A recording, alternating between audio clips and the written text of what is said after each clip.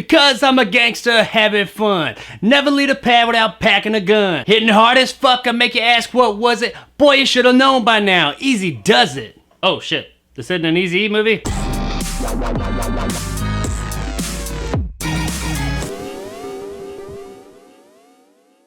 Easy Does It is brought to us by writer-director Will Addison. We follow Jack, played by Paul Matheny, and Scotty, played by Matthew Paul Martinez. Two down-on-their-luck slacker best friends who get a letter from Jack's recently departed mother that leads them to believe that she left buried treasure under a pier in California. So they pack up what little they have in their 1965 Star-Spangled Mustang and hit the road. Unfortunately for them, they owe money to a local kingpin named King George, played by Linda Hamilton. Cornrows and all. Hamilton's daughter in the movie, Blue, played by Susan Gordon, is something of her enforcer who goes around and collects the money from people that owe it to her. When Jack and Scotty skip out on King George, she sends Blue after them across the country to collect what's hers. Along the way, they run out of money, so they start robbing convenience stores. During one of these robberies, they accidentally take a hostage in the form of Colin, played by Corey Dumsno. And through a course of events, Colin starts to work with them as they rob convenience stores going across the country to make it to their gold buried under a pier in California, with King George's enforcer always right on their tail. Easy Does It has a distinct grindhouse 1970s feel. Its erratic drug-fueled narrative has a very carefree attitude, while at the same time showing that it has a good amount of heart as well. This is not going to be for everybody. It's very much like Natural Born Killers in its structure and cinematography. Totally different stories and tone though. This movie is nowhere near as mean-spirited as Natural Born Killers is. But that kind of surreal vibe that movie had, this one very much so has as well. The story as a whole is okay. I mean, it's more or less just these characters driving cross-country as they rob convenience stores. But it is done with such a gusto and an energetic vigor that you just kind of can't help but keep on watching it. This one's all about the characters, mainly Jack, Scotty, and Colin. Through the course of this movie, even though it is a bit unorthodox and out there, you really do get to know these characters. Now, seeing as how this is a very character-driven story,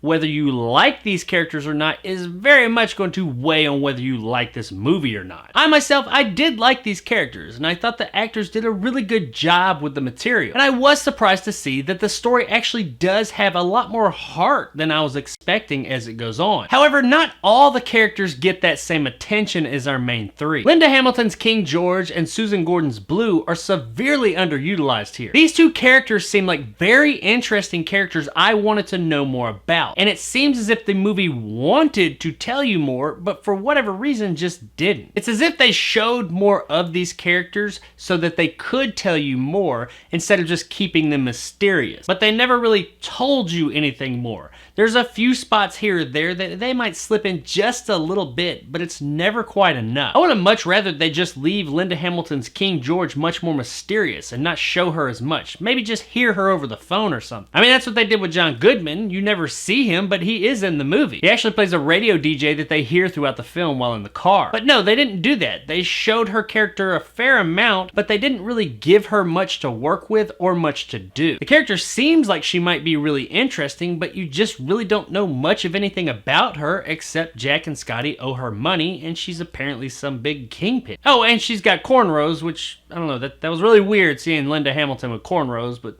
whatever. Susan Gordon's Blue gets a little bit more because we see more of her and we just kind of decipher what we think her character's all about. But as far as the story really giving us much more, we don't get much with her either. So I found that every time the story shifted over to her, she seemed like she could be a very compelling, interesting character, but it never really gave me much more about her. So overall, those two characters just came off kind of one note and flat, unfortunately. As with all the performances in the movie, they were good performances, they just didn't have much to perform with. Fortunately, the vast majority of screen time is taken up by our three mains, and there is plenty to learn about these guys. And the movie does do a very good job of naturally giving us insight onto these guys' lives as the story goes on. This movie has a very good feel and sustains that feel throughout the film. While I suppose I would classify it as more comedy than anything else, it does kind of skirt the line between comedy and drama quite a bit. And most of the time I would say that they succeed at that, but there are a few times that it seems like they really couldn't decide what they wanted to be at that part in the movie. One place they did did really get it though was the ending. This was a really good ending to this movie. It ends on a great heartfelt note of optimism and hope with just the right amount of that good feeling I was talking about from the beginning of the film. If nothing else, like I said a minute ago, that is something I absolutely can say about this movie. It does have a continuous good feel to it. There are a couple of down parts, but they very quickly bring those good vibes back every time. While visually the movie does have something in common with something like Fear and Loathing in Las Vegas and Natural Born Killers, tonally it is the furthest thing from those movies. And while I can't say that every part of this movie was for me, I did really appreciate that really positive good feel that started in the beginning and ran all the way to the end. We just don't get that a lot anymore, and it's very much needed nowadays. Guys, Easy Does It is not going to be for everybody, but the people that this movie is made for are absolutely going to love it. It's got some really good performances and very interesting characters. A great feel and an authentic 70s grindhouse look that is totally worth streaming.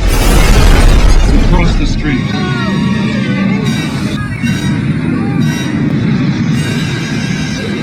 I thought this movie was pretty good, and while it wasn't totally for me, I did still enjoy my time with it. But if you are one of those people that love something like Natural Born Killers and Fear and Loathing in Las Vegas, I think you'll absolutely love this movie and totally should give it a watch. So there it is, guys, my review of Easy Does It. If you enjoyed, want more content like this, hit that subscribe button and help my little channel grow. If you liked what I had to say, give me a like. If not, let me know in the comments below why. And as always, stay sexy, Compton. Anything else? Yeah, call the cops. I'm a hostage, man. No.